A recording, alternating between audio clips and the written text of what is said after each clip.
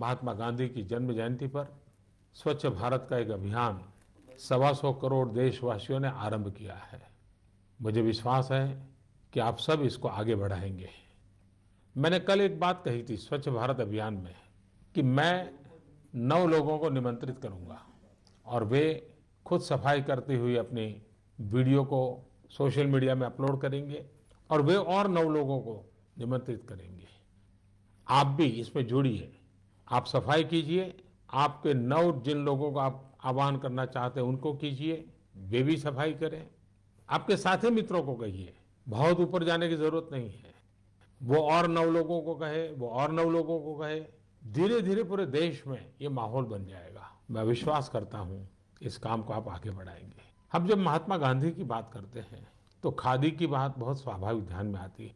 आपके परिवार में अनेक प्रकार के वस्त्र होंगे, अनेक प्रकार के फैब्रिक्स होंगे, अनेक कंपनियों के प्रोडक्ट होंगे। क्या उसमें एक खादी का नहीं हो सकता क्या?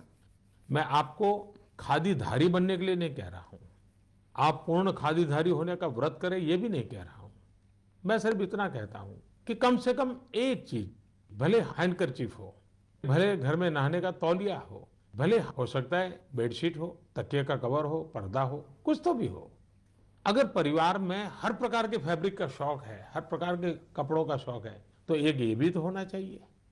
और ये मैं इसलिए कह रहा हूं कि अगर आप खादी का वस्त्र खरीदते हैं तो एक गरीब के घर में दिवाली का दिया जलता है।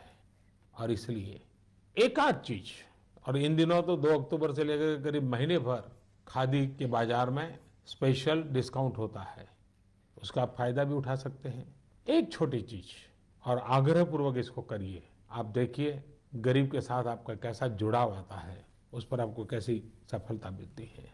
मैं जब कहता हूं 125 करोड़ देशवासी, अब तक क्या हुआ है, हमको लगता है कि सब कुछ सरकार करेगी और हम कहाँ रह गए। हमने देखा है अगर आगे बढ़ना है तो 125 करोड़ देशवासियों को करना पड़ेगा। हमें खुद को पहचानना पड़ेगा, अपनी शक्ति को जानना पड़ेगा। और मैं सच बताता हूं, हम विश्व में अजोड़ लोग हैं। आप जानते हैं हमारे ही वैज्ञानिकों ने कम से कम खर्च में मार्स पहुंचने का सफल प्रयोग सफलतापूर्वक पार कर दिया। हमारी ताकत में कमी नहीं है, सिर्फ हम अपनी शक्ति को भूल चुके हैं, अपने आप को भूल चुके हैं। हम जैसे निराश्रित बन गए हैं।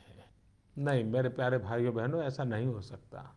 स्वामी विवेकानंद अक्सर एक बात हमेशा बताया करते थे, शायद ये बात उन्होंने कई बार लोगों को सुनाई होगी। विवेकानंद जी कहते थे कि एक बार एक शेरनी अपने 2 छोटे छोटे बच्चों को लेकर के रास्ते से गुजर रही थी। दूर से उसने भेड़ का झुंड देखा तो शिकार करने का मन कर गया, तो शेरनी उस तरफ दौड़ पड़ी और उसका एक बच्चा भी उसके साथ दौड़ने लगा, लेकिन दूसरा बच्चा पिछड़ गया। शेरनी भेड़ का शिकार करते हुए आगे बढ़ गई, एक बच्चा भी चला गया, लेकिन एक बच्चा बिछड़ गया। जो बच्चा बिछड़ गया उसमें एक माता भेड़ ने उसको पाला पोसा बड़ा किया और वो शेर भेड़ के पीछे ही बड़ा होने लगा।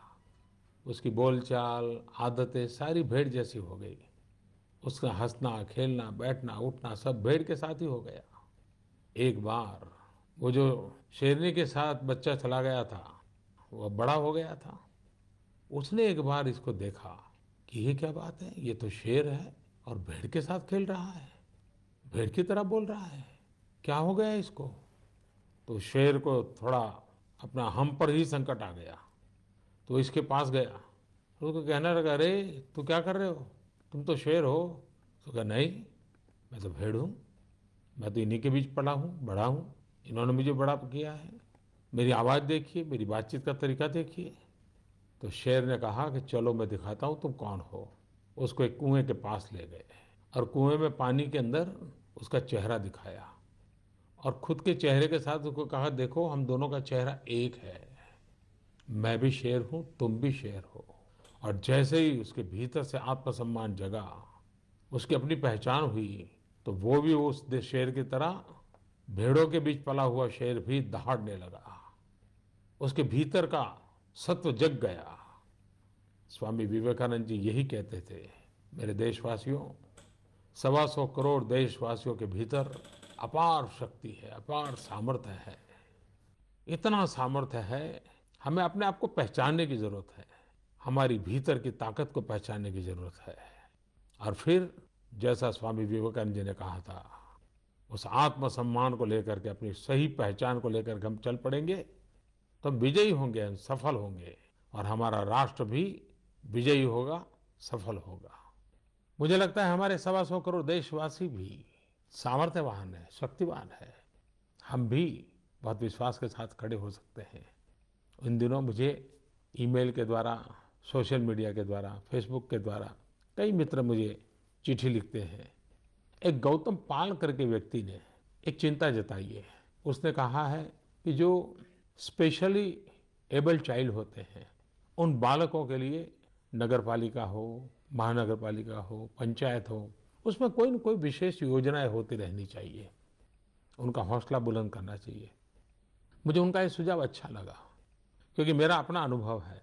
जब मैं गुजरात में मुख्यमंत्री था तो 2011 में एथेंस में जो स्पेशल ओलंपिक होता है, उसमें जब गुजरात के बच्चे गए और विजयी होकर के आए, तो मैंने उन सब बच्चों को, स्पेशली एबल्ड बच्चों को मेरे घर बुलाया।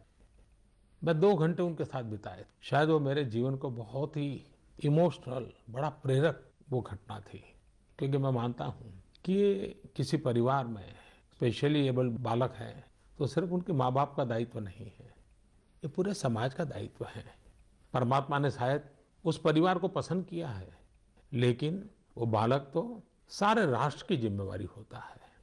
बाद में इतना मैं इमोशनली टच हो गया था कि मैं गुजरात में स्पेशली एबल्ड बच्चों के लिए अलग ओलंपिक करता था। हजारों बालक आते थे, उनके माँ बाप आते थे, मैं खुद जाता था। ऐसा एक विश्वास का वातावरण पैदा होता था। और इसलिए मैं गौतम पाल के सुझाव जो उन्होंने दिया है, इसके लिए मुझे अच्छा लगा और मेरा मन कर गया कि मुझे जो सुझाव आया है वो मैं आपके साथ शेयर करूं। एक कथा मुझे और भी ध्यान आती है। एक बार एक राहगीर रास्ते के किनारे पर बैठा था और आते जाते सबको पूछ रहा था, मुझे वहां पहुंचना है कि रास्ता कहाँ है। पहले को पूछा, दूसरे को पूछा, चौथे को पूछा, सबको पूछता ही रहता था। और उसके बगल में एक सज्जन बैठे थे, वो सारा देख रहे थे। बाद में खड़ा हुआ, खड़ा होकर के किसी को पूछने लगा तो वो सज्जन खड़े होकर के उसके पास आए। उसने कहा, देखो भाई, तुमको जहाँ जाना है ना, उसका रास्ता इस तरफ से जाता है। तो उस राहगीर ने उसको पूछा, भाई साहब, आप इतनी देर से मेरे बगल में बैठे हो, मैं इतने लोगों को रास्ता पूछ रहा हूँ, कोई मुझे बता नहीं रहा है। आपको पता था तो आप क्यों नहीं बताते थे? बोले, मुझे भरोसा नहीं था कि तुम सचमुच में चल करके जाना चाहते हो या नहीं चाहते हो, या ऐसे ही जानकारी के लिए पूछते रहते हो। लेकिन जब तुम खड़े हो गए तो मेरा मन कर गया, हाँ अब तो इस आदमी को जाना है, पक्का लगता है। तब जाकर के मुझे लगा कि मुझे आपको रास्ता दिखाना चाहिए। मेरे देशवासियों, जब तक हम चलने का संकल्प नहीं करते, हम खुद खड़े नहीं होते, तब रास्ते दिखाने वाले भी नहीं मिलेंगे, हमें उंगली पकड़ कर चलाने वाले नहीं मिलेंगे। चलने की शुरुआत हमें करनी पड़ेगी। और मुझे विश्वास है कि 125 करोड़ देशवासी जरूर चलने के लिए सामर्थ्यवान हैं, चलते रहेंगे। कुछ दिनों से मेरे पास जो अनेक सुझाव आते हैं, बड़े इंटरेस्टिंग सुझाव लोग भेजते हैं। मैं जानता हूं कब कैसे कर पाएंगे, लेकिन मैं इन सुझावों के लिए, क्योंकि ये भी एक सक्रियता जो है ना, ये देश हम सबका है, कोई सरकार का देश थोड़ा है, नागरिकों का देश है। नागरिकों का जुड़ना बहुत जरूरी होता है। मुझे कुछ लोगों ने कहा है कि भी जो लघु उद्योग शुरू करते हैं तो उसकी पंजीकरण जो प्रक्रिया है वो आसान होनी चाहिए। मैं जरूर सरकार में उसके लिए सूचना करूंगा। कुछ लोगों ने मुझे लिख करके भेजा है कि बच्चों को 5वीं कक्षा से ही स्किल डेवलपमेंट सिखाना चाहिए, ताकि वो पढ़ते पढ़ते ही कोई न कोई अपना हुनर सीख ले, कारीगरी सीख ले। बहुत ही अच्छा सुझाव उन्होंने दिखा है। उन्होंने ये भी कहा है कि युवकों को भी कंपलसरी स्किल डेवलपमेंट होना चाहिए उनकी पढ़ाई के अंदर। किसी ने मुझे लिखा है कि हर 100 मीटर पर एक डस्टबिन होना चाहिए, सफाई की व्यवस्था करनी है तो। कुछ लोगों ने मुझे लिख करके भेजा है कि पॉलीथीन की बैग पर प्रतिबंध लगना चाहिए। ढेर सारे सुझाव मुझे लोग भेज रहे हैं। मैं आगे से भी आपको कहता हूं, अगर आप मुझे कहीं पर भी कोई सत्य घटना भेजेंगे जो सकारात्मक हो, जो मुझे भी प्रेरणा दे, देशवासियों को प्रेरणा दे, अगर ऐसी सत्य घटनाएं सबूत के साथ मुझे भेजोगे तो मैं जरूर जब मन की बात करूंगा और जो चीज मेरे मन को छू गई है तो वो बातें मैं जरूर देशवासियों तक पहुंचाऊंगा। ये सारा मेरा बातचीत करने का इरादा एक ही है। आओ हम सब मिल करके अपनी भारत माता की सेवा करें, हम देश को नई ऊंचाइयों पर ले जाएं। हर कोई एक कदम चले। अगर आप एक कदम चलते हैं, देश 125 करोड़ कदम आगे चला जाता है। और इसी काम के लिए आज विजयादशमी के पावन पर्व पर अपने भीतर की सभी बुराइयों को परास्त करके विजयी होने के संकल्प के साथ कुछ अच्छा करने का निर्णय करने के साथ हम सब प्रारंभ करें। आज मेरी शुभ शुरुआत है। जैसा जैसा मन में आता जाएगा भविष्य में जरूर आपसे बातें करता रहूँगा। आज जो बातें मेरे मन में आई वो बातें मैंने आपको कही है। फिर जब मिलूँगा, रविवार को मिलूँगा, सुबह 11 बजे मिलूँगा। लेकिन मुझे विश्वास है कि हमारी यात्रा बनी रहेगी, आपका प्यार बना रहेगा। आप भी मेरी इस बात सुनने के बाद अगर मुझे कुछ कहना चाहते हैं, जरूर मेरे तक पहुंचा दीजिए, मुझे अच्छा लगेगा।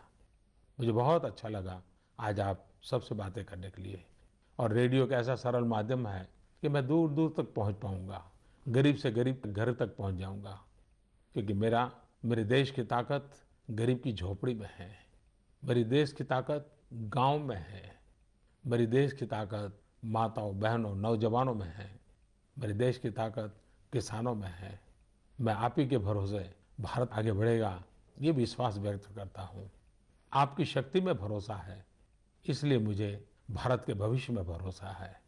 फिर एक बार मैं आप सबको बहुत बहुत धन्यवाद देता हूँ। आपने समय निकाला, फिर एक बार बहुत बहुत धन्यवाद।